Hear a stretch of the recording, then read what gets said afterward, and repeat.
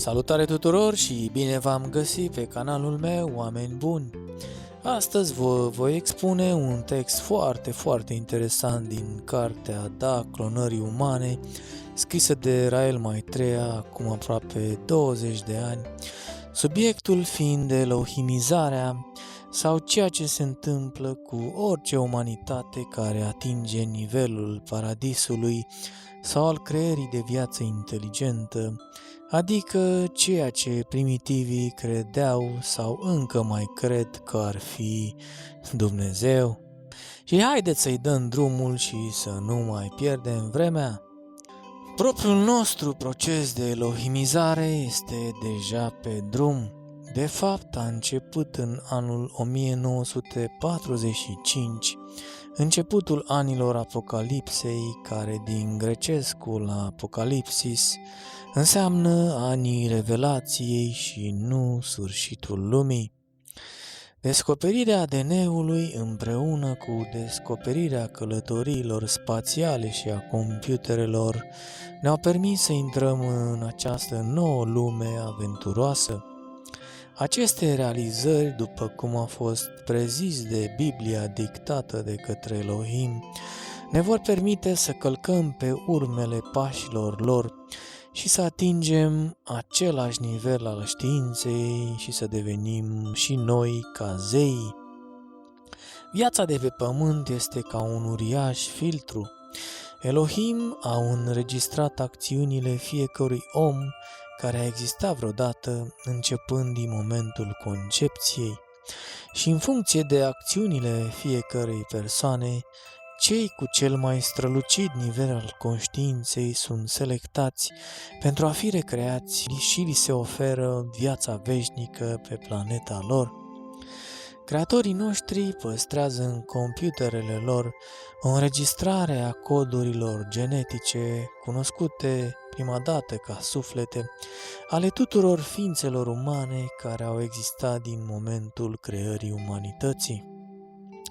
Scopul vieții noastre pe pământ este de a permite selecția celor mai străluciți, în alte cuvinte, a celor care își folosesc posibilitățile lor la maxim pentru binele umanității. Asta include genii ca oameni de știință, inventatori și artiști, sau pur și simplu pe cei care fac bine în jurul lor, prin trăirea unei vieți pline de altruism și iubire. Depinde de fiecare persoană să se dezvolte și să facă ce poate. Mulți au fost chemați, dar puțini au răspuns. Este ușor de văzut, dacă ne uităm în jur, cât de puțini oameni au reușit să-și învingă egoismul și să se devoteze semenilor lor.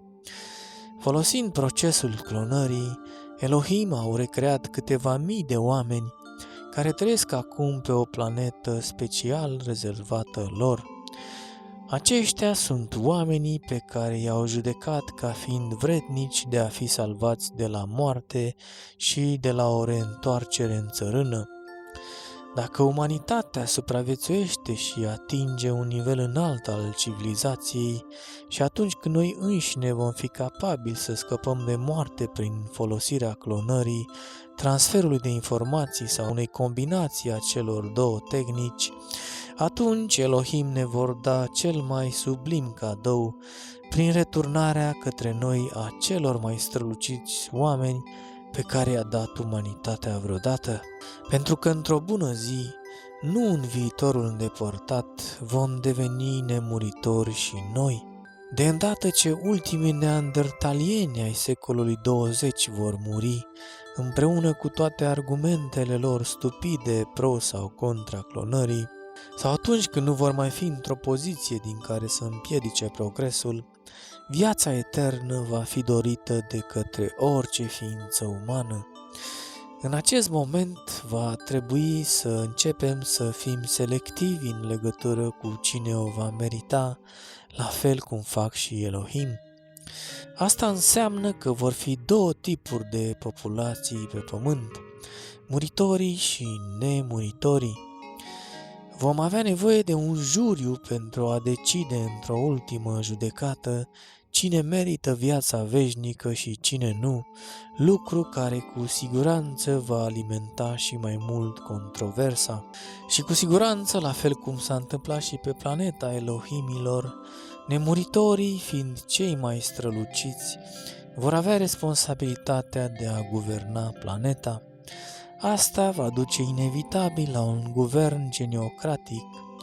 Vezi Geniocrația, scrisă de acest autor care descrie sistemul politic de pe planeta Elohimilor, în care într-o democrație selectivă doar cei al căror nivel al conștiinței este cu 10% mai mare decât media pot vota și doar cei al căror nivel este cu minim 50% peste medie pot fi aleși. Destul de sigur, populația mortală nu va accepta această situație și va încerca să se revolte într-un fel. De aceea va fi de asemenea destul de plauzibil și posibil ca viețile nemuritorilor să fie amenințate pe pământ la un moment dat. Asta făcându-i să se exileze pe o planetă vecină, cum ar fi Marte sau Venus, la fel și ca și Elohim, care, să nu uităm, trăiesc pe două planete, planeta Elohimilor și planeta Eternalilor. Va fi extrem de dificil, ca să nu spun periculos, pentru ca o elită eternală să trăiască în mijlocul unei populații primitive, plină de egoism, stupiditate și violență, și care nu a trecut încă prin filtrul conștiinței. Acesta este cel mai probabil și motivul pentru care Elohimii veșnici trăiesc pe o planetă diferită.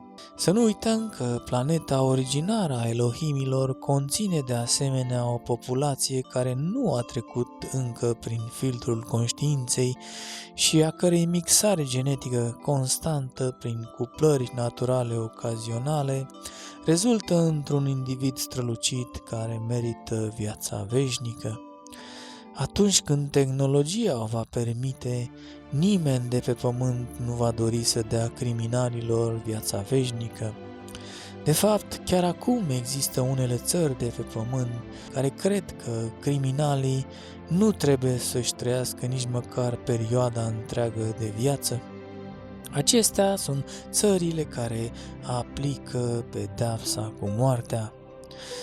Dar în loc să motivăm oamenii cu amenințarea negativă, am putea promova o formă de încurajare mult mai pozitivă.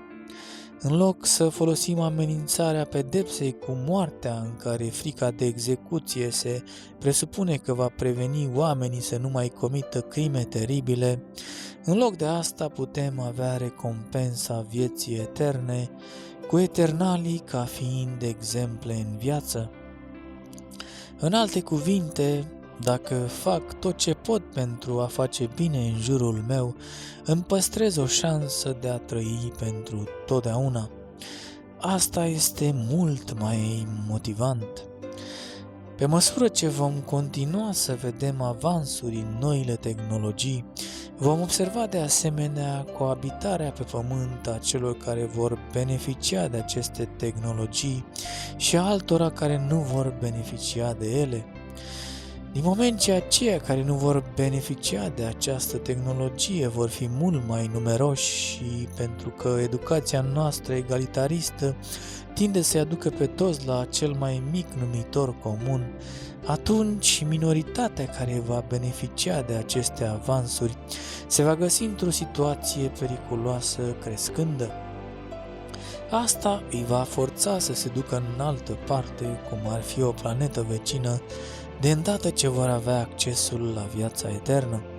Înainte de a pleca, ei vor trebui să organizeze societatea de pe pământ într-un asemenea mod încât să nu aibă niciodată acces la cele mai avansate tehnologii, care vor fi prea periculoase în cazul în care vor cădea în mâna celor neîndeajuns de dezvoltați spiritual, în vreme ce, în același timp, vor trebui să se asigure ca toți să aibă o viață confortabilă.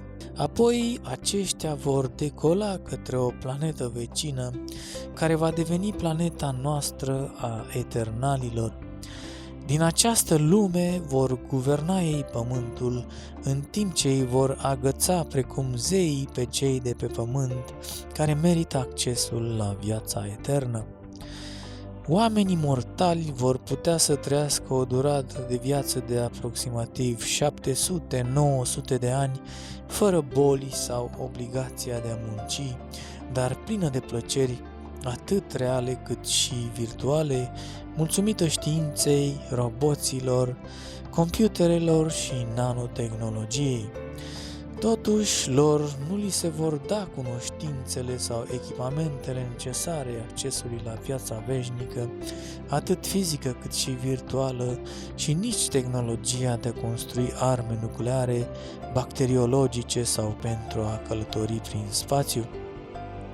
Pământul va deveni apoi ca și planeta Elohimilor, un filtru al conștiinței în care din cultura reproducției sexuale vor apărea noi oameni care merită viața veșnică și care apoi îi vor însoți pe eternali pe planeta lor.